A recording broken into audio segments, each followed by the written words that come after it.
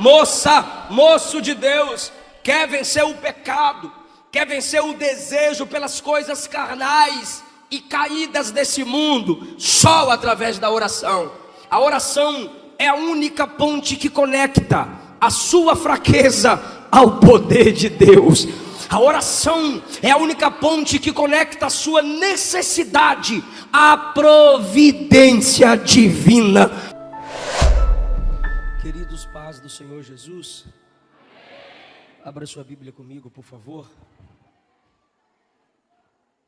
Atos dos Apóstolos, capítulo 9.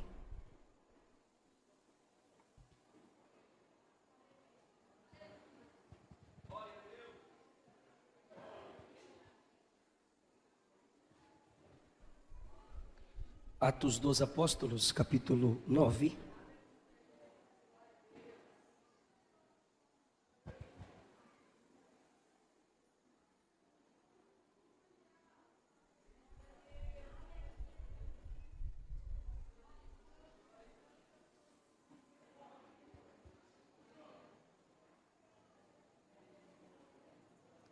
A partir do versículo 11.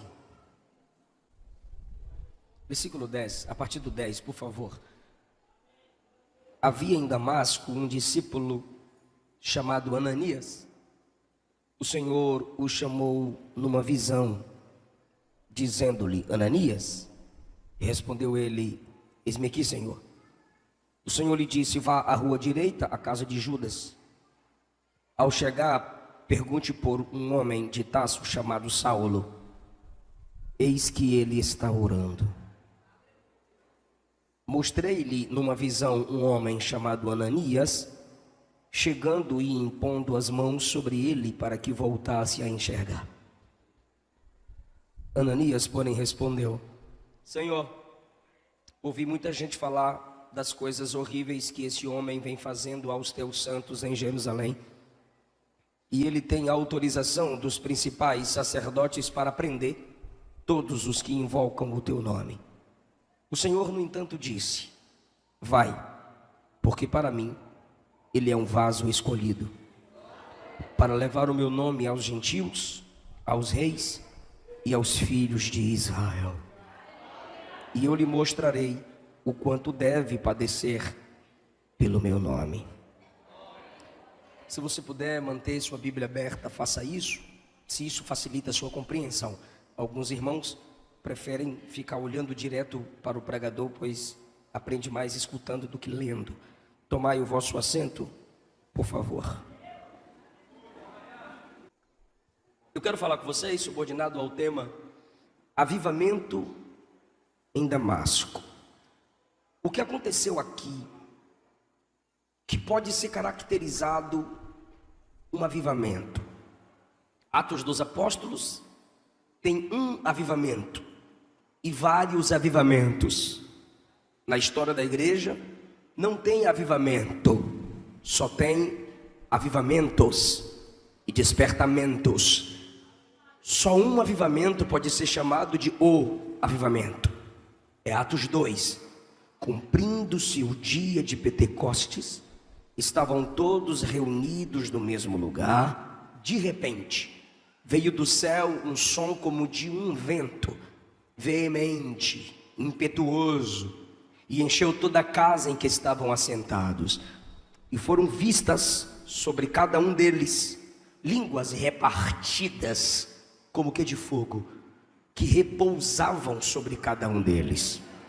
Todos foram cheios do Espírito Santo e começaram a falar em novas línguas, conforme o Espírito lhes concedia que falassem. Aquele avivamento ali é avivamento. Por quê? Porque é a partir dele que vieram todos os outros. Se você estuda, ou já estudou, já leu sobre algum tipo de avivamento em algum local, em algum lugar, vocês sabem que os avivamentos passam.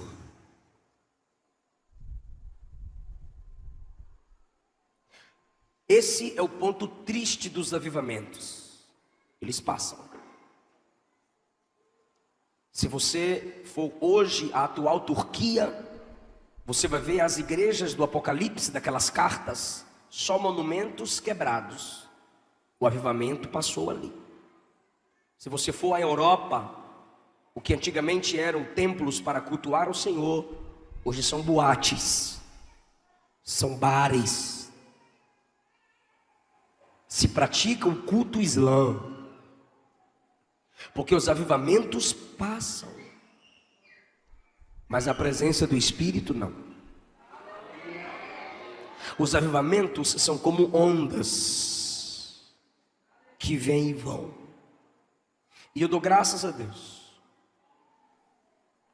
que há 170 anos há um avivamento no Brasil. Há 10 temos um despertamento missionário. A gente não pode se ensoberbecer e dizer que o Brasil só recebeu o avivamento quando foram fundadas as Assembleias de Deus há 110 anos atrás. O pentecostalismo é o maior movimento missionário do último século. Mas antes de nós, a igreja reformada chegou aqui, evangelizando, colocando, apresentando Cristo como Senhor e Salvador. Chegou então um avivamento intelectual. E com o pentecostalismo chegou então um avivamento missionário. Estamos aqui há menos tempo que os nossos irmãos reformados e somos muito, mas muito maior do que eles. Por quê? Porque nós fomos originados num movimento missionário. Nós evangelizamos. Parece que isso é mentira, então eu vou repetir. Nós evangelizamos. Parece que é mentira de novo. Nós ganhamos almas. No pentecostalismo, a gente não espera ninguém virar reverendo para começar a pregar. Quem aceitou Jesus no domingo, na terça, já está por aí dizendo: Jesus me salvou, Jesus liberta, Jesus cura. A igreja confirma isso? Só que Lucas 19 diz que Jesus chora sobre Jerusalém e diz assim: você não aproveitou o tempo da sua visitação. Nós estamos aproveitando a visitação de Deus no Brasil. E os irmãos sabem que o avivamento para o Brasil não veio da Europa, veio dos Estados Unidos. E os Estados Unidos hoje está totalmente liberal. Brasil, África, perdoe-me, eu errei. África, Ásia, Brasil. Não sei se os senhores já sabem. Éramos o primeiro em pentecostalismo, não somos mais. Somos a terceira nação inflamada pelo batismo com o Espírito Santo. A primeira é a África, continente. Segundo continente, Ásia. Em alguns países da Ásia, principalmente interior da China. E não estou falando a grande capital. Estou falando do interior da China, onde o evangelho é mais perseguido. Já ficamos em terceiro lugar, perdendo para alguns países da África, interior da China, e no Brasil essa chama ainda arde. Mas éramos os primeiros. E isso é provado por pesquisa. Pergunta para mim como? A África e a Ásia enviam mais missionários do que o Brasil. O que mantém as pequenas igrejas dos países onde o evangelho está morrendo são asiáticos, africanos e depois brasileiros. Nós precisamos, sim, como já foi dito aqui, de avivamentos diários. Existem jovens e adolescentes aqui que não sabem quem é Daniel Berg e Gunnar Vingre.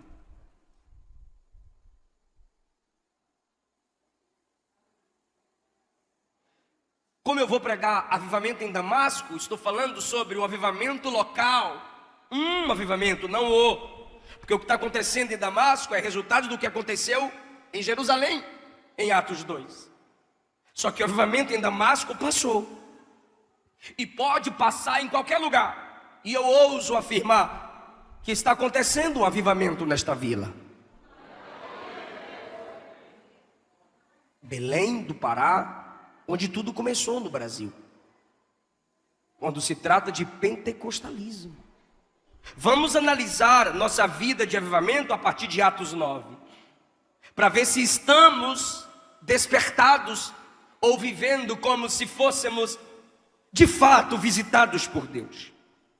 Saulo se dedica em perseguir o povo de Deus, porque para ele só a tradição judaica é de Deus, e em Cristo a tradição judaica se tornou insignificante, não mais serve para aproximar ninguém do Pai. Mateus 3, João disse que o machado já estava posto à raiz de toda aquela tradição. Jesus disse que ele havia vindo para cumprir a lei. Lucas 24, isso ele disse em Mateus 5. Lucas 24, ele diz que nele se cumpriu os escritos da lei de Moisés e os profetas. Atos 2, Pedro disse que Jesus cumpriu nele, para que não possamos mais ter necessidade de cumprir a tradição judaica, para se aproximar de Deus. Pois Jesus disse em João 14 que ele é o caminho, a verdade e a vida, e ninguém vem ao Pai senão por ele. O escritor aos Hebreus deixa claro que é por causa de Jesus e não por causa do tabernáculo, nem do sacerdócio araônico, nem por causa do altar, nem por causa de sacrifícios que o homem se aproxima de Deus, mas é pela fé no sacrifício de Cristo na cruz do Calvário. Eu percebo que algumas igrejas, até pentecostais, para nossa vergonha, e quando estas, intituladas pentecostais, se comportam da maneira que vou dizer aqui, elas podem serem chamadas de neopentecostais.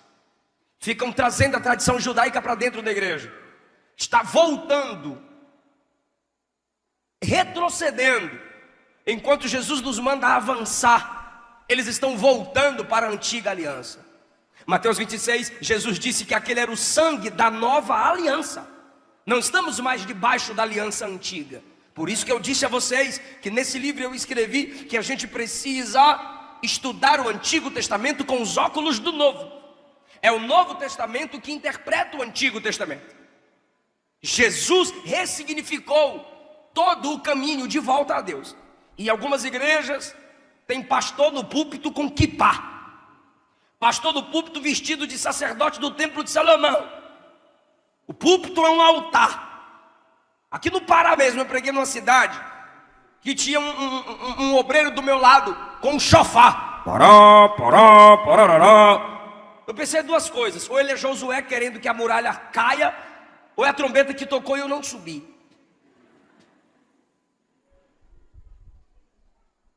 Igrejas que montam tabernáculo dentro dela. Igrejas que consultam Urim Tumim. Igrejas que fazem as festas dos tabernáculos, comemoram as festas de Levítico. Meu Deus do céu, tudo aquilo apontava para Jesus. Todas as festas apontavam para Jesus. Tem gente comemorando o ano do jubileu, que era o ano da liberdade dos escravos. Quem é o nosso libertador, irmão? É Jesus. Tem gente comemorando a festa dos tabernáculos e enchendo o púlpito de água, porque na festa dos tabernáculos se jogava muita água até jorrar no altar, agradecendo pela água no deserto. Mas meu Deus do céu, está lá em João 7, no dia que eles derramavam água sobre o altar, Jesus ficou em pé na frente do altar e disse: quem tem sede, venha a mim e beba. Quem crê em mim, conforme as escrituras, rios de água viva fluirão do seu interior. Gente, de onde esse povo tira essas coisas? Tem gente comemorando como se fossem judeus a festa das primícias, vários dias da igreja, enchendo a igreja de folhas e frutos. É a festa das primícias. Só que Paulo disse aos coríntios: Jesus, a primícia dos que dormem. Ele foi o primeiro a ressuscitar pelo seu próprio poder. Ou seja, Jesus já cumpriu. A gente não precisa ficar retrocedendo lá para trás. Por que eu estou dizendo isso? Porque Paulo não aceitava o que eu estou pregando aqui para vocês. Paulo, que é o mesmo Saulo, ele tinha esses dois nomes. Saulo é o seu nome hebreu. Ele diz que ele era hebreu de hebreu, descendente da tribo de Benjamim. Saulo, de onde provém o nome Saul. Saulo vem de Saul. Na realidade é Saulo que vem de Saul. Saulo é o nome estendido de Saul. Saul era da tribo de Benjamim. Saulo, da tribo de Benjamim. Saulo é o nome hebreu. Paulo é o nome romano. Ele tinha cidadania romana. Se sua família, alguém de sua família lutasse no exército romano, essa família ganhava o direito à cidadania romana. E um dos benefícios da cidadania romana está em Atos 16, quando Paulo é chicoteado e a gente para com Paulo cantando na prisão. E aí, depois que Paulo canta na prisão, o que acontece? Aí você diz, a porta se abre. Aí eu pergunto de novo, e aí, depois que a porta se abre? Aí você diz, o carcereiro foi salvo. Tá, o carcereiro foi salvo, e aí? E aí que Paulo foi embora. Mandaram Paulo ir embora. Ele disse, vou não. Eu sou cidadão romano. E cidadão romano não pode ser chicoteado no meio da rua. Traga o capitão e o comandante aqui na casa do carcereiro, com todo o pelotão romano, para me acompanhar com honra, eu e Silas, até a saída da cidade. Paulo saiu acompanhado pelo exército como se fosse o centurião romano, meu irmão. E tiveram que pedir desculpa por causa do nome Paulo. Por isso que depois de Atos 13 é que ele é chamado de Paulo, porque ele teve privilégios pela cidadania romana. Isso é bom para crente que pensa, para fazer a obra não precisa de nada da terra, é só do céu, meu negócio é joelho no chão. Não, não e não. Ele aproveitou os privilégios do conhecimento que tinha, do estudo que tinha, da influência que tinha, do poliglota que ele era. E isso fez com que ele avançasse na obra missionária. E foi através do evangelho na Europa, que chegou nos Estados Unidos, que chegou no Brasil. Porque um homem extremamente preparado foi levantado por Deus. Esse homem quer que apenas a tradição judaica apresente Deus ao mundo. Mas o pai decidiu que era através do filho que o evangelho seria apresentado ao mundo. Em Damasco tem uma igreja que serve a Jesus. Mas, olhe para mim por favor, como os primeiros cristãos eram judeus, judeus de nascimento, tá gente? Eles viam a sinagoga para ouvir a leitura da Bíblia, porque a Bíblia não tinha a Bíblia completa como nós temos. Então na sinagoga tinha a leitura dos profetas, e eles iam todo sábado à sinagoga. Para quê, pastor? Só para ouvir, sentadinhos, caladinhos, mulheres do lado de fora, crianças do lado de fora, gentios do lado de fora, homens do lado de dentro, fazendo a leitura do livro do Senhor. Olha o privilégio e o valor que os crentes davam a essa ação de leitura da palavra de Deus. Saulo sabe que os crentes estão na sinagoga em Damasco. O que ele faz? Ele vai na sinagoga de Jerusalém, onde ele está estudando para ser rabino, e ele vai ter que provar publicamente que ele está preparado para ser um rabino que defende a tradição judaica. Como? Prendendo quem não depende da tradição judaica, prendendo quem não crer na tradição judaica para salvação. Então ele vai em Jerusalém e diz: sacerdotes, me dê a carta para eu chegar no príncipe da sinagoga de Damasco, falar para ele: eu vim aqui prender os crentes que estão na sinagoga. O príncipe da sinagoga de Damasco olharia para Saulo e diria: quem te autorizou? Aí ele mostraria a carta. Então ele vai na sinagoga sede e diz: me dá a carta para eu entregar para o chefe lá de Damasco. Ele chegaria, que não deu conta, chegaria em Damasco e apresentaria a carta do chefe lá da sinagoga de Jerusalém para o chefe de Damasco. E esse chefe, lendo a carta, diria: você tem livre acesso, pode prender os crentes, maltratar os crentes. Está escrito no versículo 1. Saulo, respirando ameaça e morte contra os discípulos do Senhor. Ameaça e morte. Era uma respiração, era uma ânsia. Ele acordava dizendo: vou prender e matar os crentes. Ele dormia dizendo: amanhã eu vou prender e matar os crentes.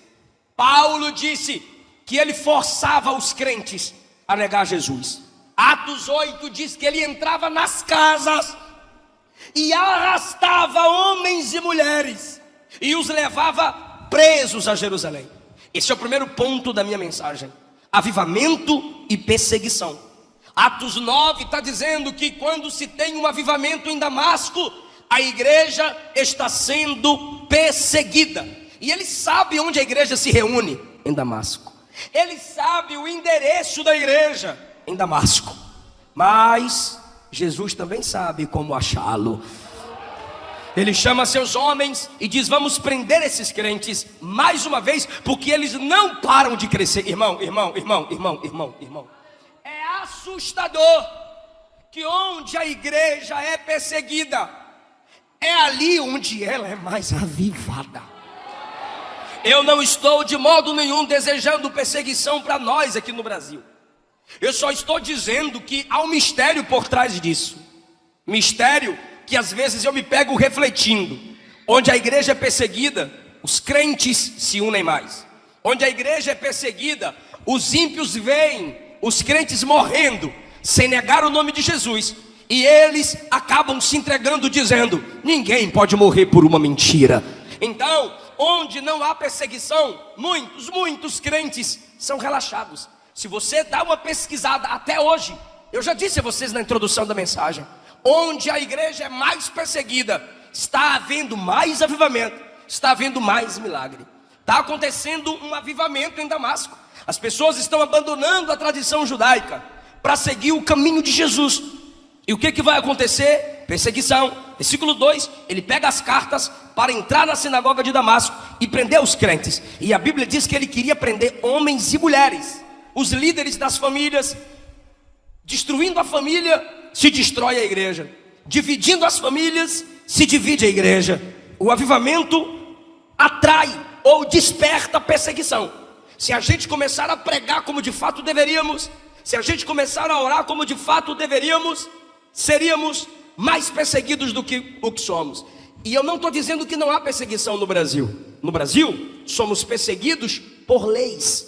No Brasil e em alguns países, a perseguição é leis que limitam o desenvolvimento da nossa pregação. Existem escolas no Brasil que já não pode mais se evangelizar. Existem regras para serem cumpridas no exercício do ministério evangelístico em presídios. Não foi proibido, mas acrescentaram regras para se complicar a nossa liberdade de pregação ali. Há leis que tramitam lá em Brasília para se tirar da Bíblia textos contra homossexualidade, textos contra pecado. Isso é perseguição. Querem tirar das escrituras palavras que nos lembram que o nosso Deus é santo. Sabe o que eu acho maravilhoso? É que o avivamento que despertou o perseguidor transformou o perseguidor em pregador. Por quê? É porque tem um avivamento lá, que ele está vindo em Damasco prender os crentes. E quando ele está chegando, o Cristo que avivou Damasco diz: chega mais perto, chega mais um pouquinho. E quando ele chega, Jesus o cerca, derruba, chama pelo nome, o salva e o transforma no maior plantador de igrejas. O avivamento atrai perseguição, mas transforma os perseguidores. Os irmãos vão perceber que esse Saulo, que nos versículos 1 e 2, se prepare para dar um glória lindo. Esse Saulo que nos versículos 1 e 2 pede carta para prender os crentes, depois que tem o encontro com o avivador, ele não pede cartas para maltratar os crentes, ele escreve cartas para edificar os crentes. Aleluia! Ele não mais destrói fisicamente falando as igrejas, ele escreve cartas para consolar a igreja em Corinto, a igreja em Éfeso, a igreja na Galácia, a igreja em Filipos, a igreja em Tessalônica. Irmão, tem gente que tem ódio da igreja, e a gente faz o que por essas pessoas? Odeia também. Mas olha o que Jesus faz. O versículo 1 diz que Saulo tem ódio da igreja, e Jesus vai lá nele e o salva. Claro, depois de quebrá-lo, que ele estava se achando muito. Perceba, irmão, Segundo lugar, que houve um avivamento no caminho. Diga, caminho. O versículo de número 2 diz que ele estava lá para perseguir os seguidores do caminho. Olha que coisa linda. A igreja era chamada de o povo do caminho. Dois significados. A igreja era chamada no versículo 2 de o povo do caminho, por duas razões. A primeira razão é porque eles seguiam aquele que disse: eu sou o caminho. A segunda razão é porque eles eram o povo que caminhavam evangelizando. A igreja em Damasco era o povo do caminho, porque estavam sempre em trânsito, aproveitando a Pax Romana. A Pax Romana eram navios com a polícia romana, protegendo os mares dos piratas. Os crentes aproveitaram a Pax Romana e as estradas que os romanos fizeram, que até hoje tem muitas delas na Europa. Os crentes aproveitavam e andavam por essas ruas e pelo mar para evangelizar o povo do caminho, o povo que se movimenta, o povo que não para, o povo que vai, busca o pecador e traz a presença de Jesus para ouvir a sua palavra. O povo do caminho, porque o evangelho é uma trajetória, a santificação é um processo semelhante ao passo a passo do caminho. E que tipo de caminho aquela igreja avivada andava? Vamos ver agora se nós estamos sendo avivados. Primeiro, avivamento sempre está ligado à perseguição. Já percebeu que quando você começa a sofrer, você ora mais ou desvia de vez? Porque o avivamento é assim, ele revela quem é e quem não é. O avivamento remove máscaras. Então vem a luta, ou você ora ou você vaza, ou você se enche ou você esvazia, ou você vem à casa de Deus ou você vai para a novela e entrega os pontos. O avivamento é assim. A igreja em Damasco, perseguida a partir do capítulo 8, o que a igreja está fazendo em Damasco? No caminho. Qual caminho aquela igreja andava? A Bíblia Sagrada diz que quando Ananias foi falar com Jesus sobre Saulo, Ananias disse que a igreja era o povo que invocava o nome do Senhor. Invocar o nome do Senhor. Jesus olhou para Ananias e disse: vai orar por ele. E a Bíblia diz que Jesus falou para Ananias: Saulo já está orando. Por 3 vezes eu mostrei a vocês que aquela igreja vivia em oração. Ananias disse que Saulo prende quem ora. Jesus mandou Ananias orar por Saulo. E Jesus falou para Ananias que Saulo já estava orando em Damasco. Porque onde tem avivamento, tem oração. Onde tem oração, tem avivamento. Primeira coisa que está conectada ao avivamento: perseguição. Segunda coisa que está conectada ao avivamento: a oração. Aquela igreja andava no caminho da oração. Jeremias 33:3 a gente conhece: clama a mim. A gente conhece o texto que diz clama, só que a gente mais reclama do que clama. Clama a mim e eu vou te responder. Eu vou te anunciar coisas grandes e ocultas ou firmes que você ainda não sabe. Mateus 21:22, Jesus disse: tudo que pedires em oração, crendo, recebereis. O Herman Baldes escreveu: quando você trabalha, mas quando você ora, Jesus trabalha por você. Aleluia. Spurgeon disse que o diabo não teme nossa homilética, nem exegese, nem a nossa capacidade intelectual, mas ele treme se o crente mais simples da igreja anda de joelhos na presença de Jesus. Aquela igreja andava no caminho da oração. Percebamos, irmãos, que grandes homens que fizeram a diferença na história não desprezaram o ato da oração. John Bunyan, ele escreveu: eu posso fazer mais que orar depois de ter orado, mas eu não posso fazer mais que orar até que tenha orado. Van Staden escreveu: quando agimos, colhemos o fruto do nosso trabalho, mas quando oramos, colhemos o fruto do trabalho de Deus. Queridos, volte a orar. Jesus está falando a esta igreja: quer viver um avivamento? não existe avivamento sem oração. Moça, moço de Deus, quer vencer o pecado, quer vencer o desejo pelas coisas carnais e caídas desse mundo, só através da oração. A oração é a única ponte que conecta a sua fraqueza ao poder de Deus. A oração é a única ponte que conecta a sua necessidade à providência divina. Alguém está entendendo essa palavra? Pode adorar o precioso nome de Jesus. Primeiro ponto, avivamento e perseguição. Segundo ponto, avivamento e oração. Terceiro ponto, avivamento e discipulado. O texto diz no versículo 1 que Saulo ansiava prender e matar os discípulos. Me ajude. Ansiava prender e matar quem? Discípulos. Quando Jesus apareceu em visão a Ananias, no versículo 10, a Bíblia diz que Ananias é chamado de... Versículo 10 diz que Ananias é chamado de discípulo. Ou seja, para nós, discípulos eram só aqueles que andaram com Jesus durante 3 anos.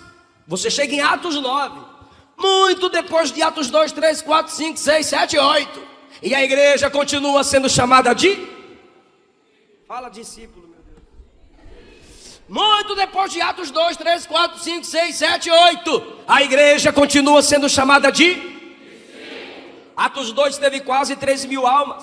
Atos 3 teve o coxo andando. Pedro virou corajoso pregando. Atos 4 a casa tremeu, se encheram do Espírito. Atos 5 Ananias e Safira morrem, o Espírito faz o avivamento, ainda tira Pedro e João da igreja, da prisão para ir para a igreja, perdão. Atos 6 e 7 o ministério de Estevão, aquela morte do Marte vendo a glória de Deus. Atos 8 avivamento em Samaria. Samaria e Antioquia. Quando você chega em Atos 9, a igreja havia crescido tanto, mas mesmo assim, a igreja havia tido tantas experiências, mas mesmo assim, a igreja já tem tantos mestres, Pedro, Tiago, Filipe, João, Estevão, já tem alto nível de respeitabilidade, mas a igreja continua sendo chamada de... Sabe por quê, irmão?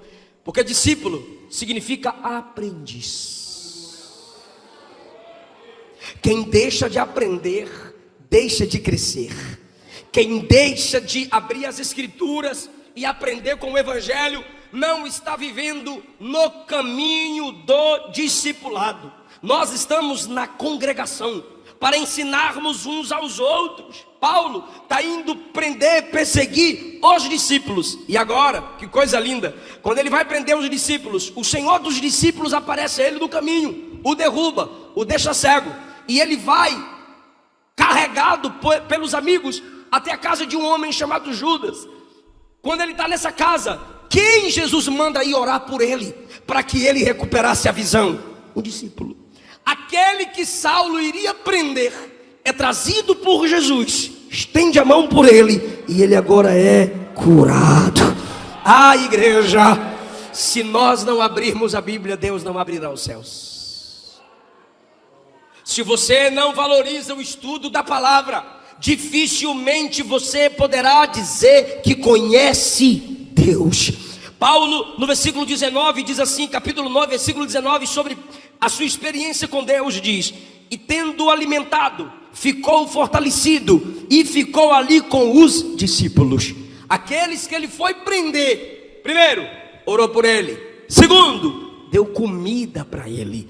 A igreja ensina pregando, a igreja ensina amando. Ah, irmãos, onde há avivamento, também há discipulado. Nós precisamos voltar a valorizar a escola bíblica dominical. Eu fui teologicamente formado na minha infância na escola bíblica dominical. Até hoje eu tenho muitas e muitas revistas da escola dominical. E hoje eu vejo crente que quer pregar, quer ensinar seus filhos, quer ensinar o lar, quer pregar na rua, quer evangelizar, reclama do preço de uma revista da escola dominical. Mas a sua pizza não é cara, o seu aplicativo que alimenta seu vício não é caro.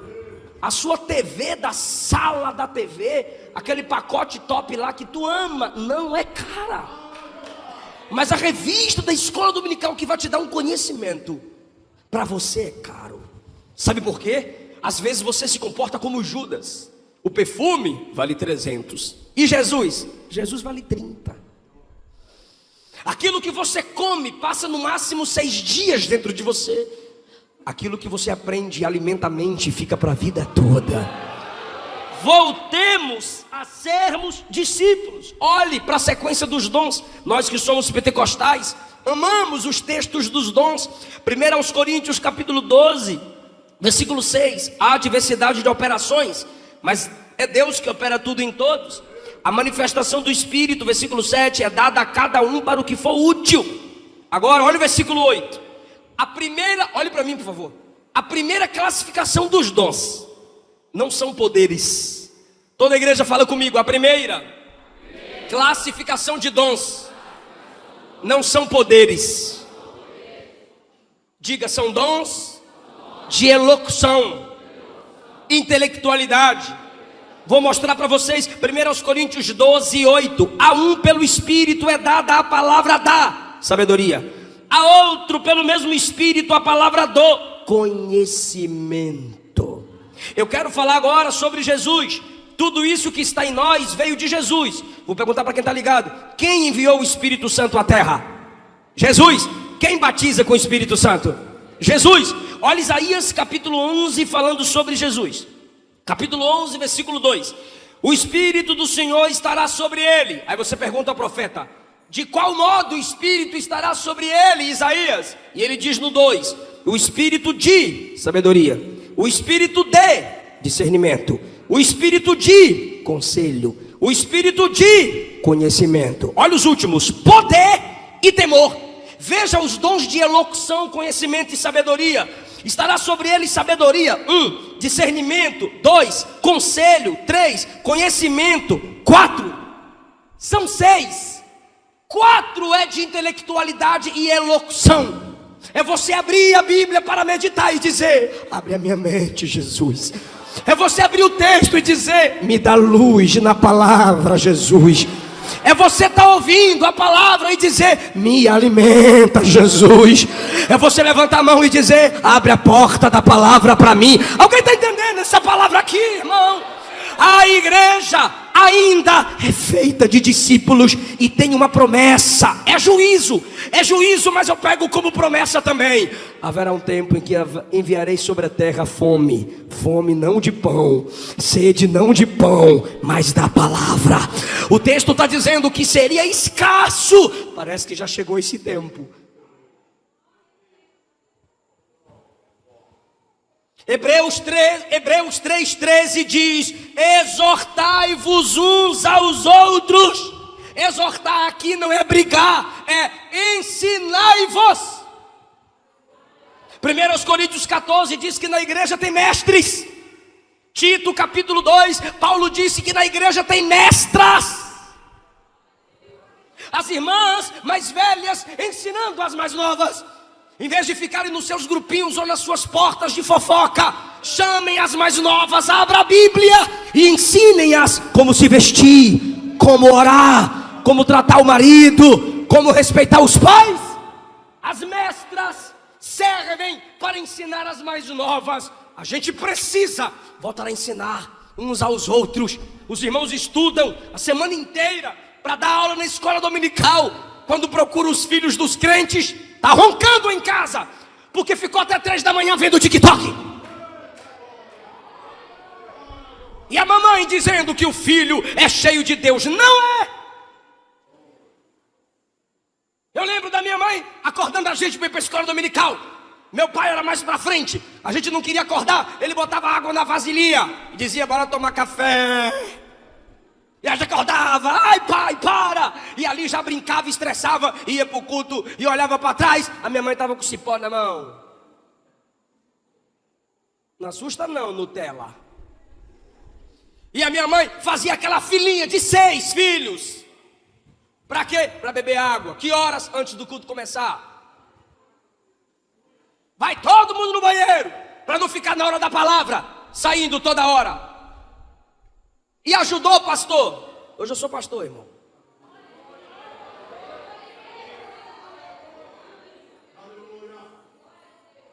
Se a gente não abrir as escrituras, se a gente não estudar a palavra, não haverá avivamento. Porque antes de um avivamento ou reavivamento, a gente precisa de um reabibliamento.